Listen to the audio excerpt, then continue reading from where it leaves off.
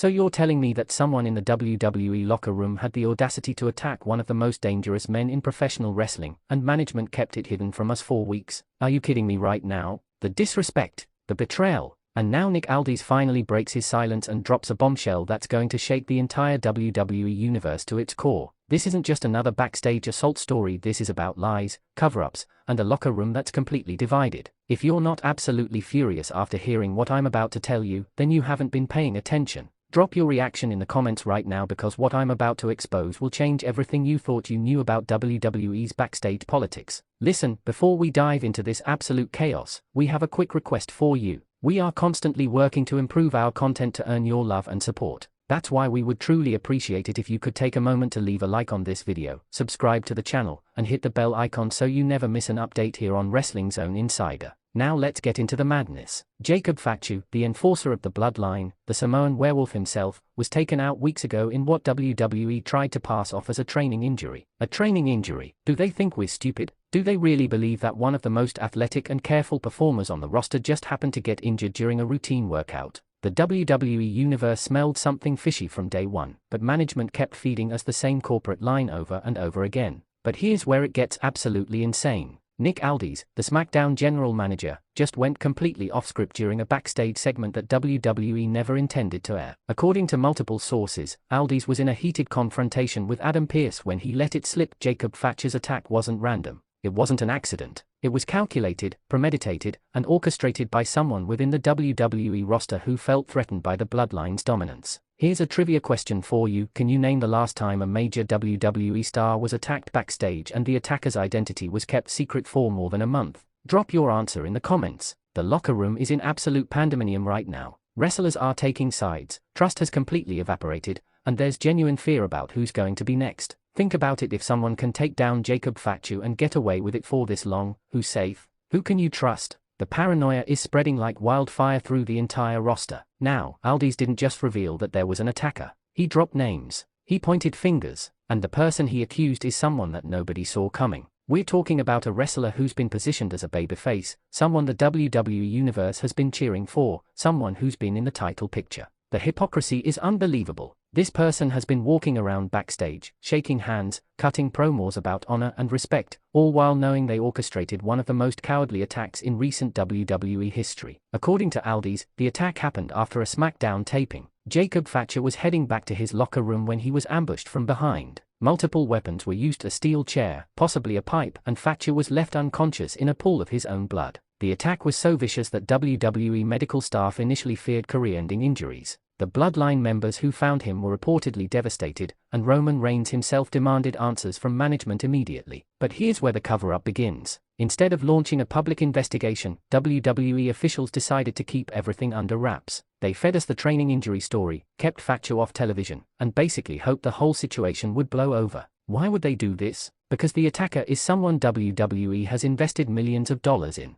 Someone they are building as a franchise player. Someone whose merchandise sales would tank if the truth came out. Second trivia question: Jacob Fatu has held championships in multiple promotions before joining WWE. Can you name at least 2 of those promotions? Let us know in the comments section below. The backstage morale is at an all-time low. Wrestlers are refusing to go anywhere alone. Some are demanding private security. Others are threatening to walk out if WWE doesn't take action. The Bloodline, obviously, wants revenge. They want justice. And they want it publicly. But WWE management is caught between protecting their investment and doing what's right. Nick Aldis, to his credit, seems to be one of the few people in management who's willing to stand up for what's right. His revelation wasn't authorized by WWE headquarters. He went rogue because he was sick of the lies and the politics. Insiders say that Aldis is now in serious trouble with the higher-ups, possibly facing suspension or even termination for breaking the code of silence. But Aldis doesn't care. He believes that justice matters more than corporate image. The attacker's motive is equally disturbing.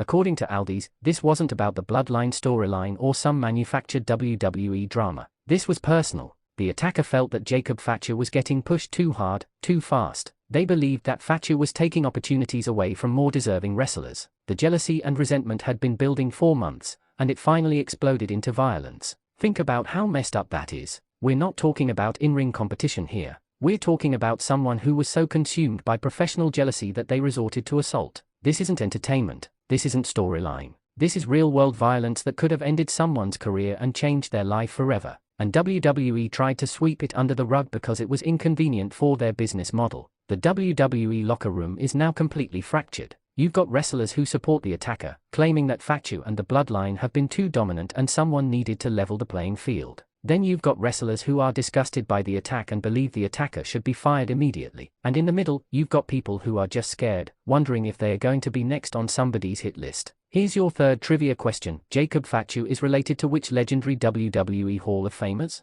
Bonus points if you can name more than 2. Drop your answers in the comments. We have a quick request for you once again. We are constantly working to improve our content to earn your love and support. That's why we would truly appreciate it if you could take a moment to leave a like on this video, subscribe to the channel, and hit the bell icon so you never miss an update here on Wrestling Zone Insider. Social media has exploded with reactions. Fans are demanding transparency. They are threatening to boycott WWE events until the attacker is publicly named and punished. The hashtag has been trending for hours, and the pressure on WWE to address this situation is mounting by the minute. This isn't going away. This can't be ignored any longer. The most disturbing part of all this? There are rumors that this isn't an isolated incident. Multiple wrestlers have reportedly come forward claiming they've also been targeted or threatened backstage. WWE might be dealing with a much bigger problem than just one attack on Jacob Fatu. We could be looking at a toxic work environment where violence and intimidation have been normalized, and management has been turning a blind eye for the sake of ratings and revenue. Jacob Fatu himself has remained silent publicly, but sources close to him say he's furious, not just at his attacker, but at WWE management for trying to cover everything up. He feels betrayed by the company he left everything behind to join. He put his trust in WWE, and they responded by protecting his attacker instead of protecting him. The Bloodline is reportedly planning their own investigation because they don't trust WWE to deliver justice. This situation raises serious questions about WWE's priorities. Do they care more about their wrestlers' safety or their bottom line? Are they willing to sacrifice justice for the sake of protecting a marketable star? And what message does this send to the entire roster about accountability and consequences? The wrestling world is watching closely. Other promotions are reportedly reaching out to WWE wrestlers, offering them safe alternatives if they want to leave this toxic environment. Some wrestlers are seriously considering those offers. WWE could be facing a talent exodus if they don't handle this situation properly and quickly. So what happens next? Will WWE finally do the right thing and publicly address the attack? Will the attacker face real consequences, or will they get a slap on the wrist behind closed doors? Will Nick Aldis face punishment for speaking out? And most importantly, when will Jacob Fatu return, and what will his first move be? The WWE Universe deserves answers, and we deserve them now. Drop your thoughts in the comments. Are you as angry about this cover-up as we are? Do you think WWE will actually deliver justice, or is this just more corporate protection for their golden goose? Share this video with every wrestling fan you know because this story needs to spread. The more pressure we put on WWE, the harder it becomes for them to ignore us. This is Wrestling Zone Insider, bringing you the real truth behind the curtain. We'll keep following this story and updating you the moment any new developments break. Don't forget to like, subscribe, and hit that notification bell so you never miss our coverage of this explosive situation.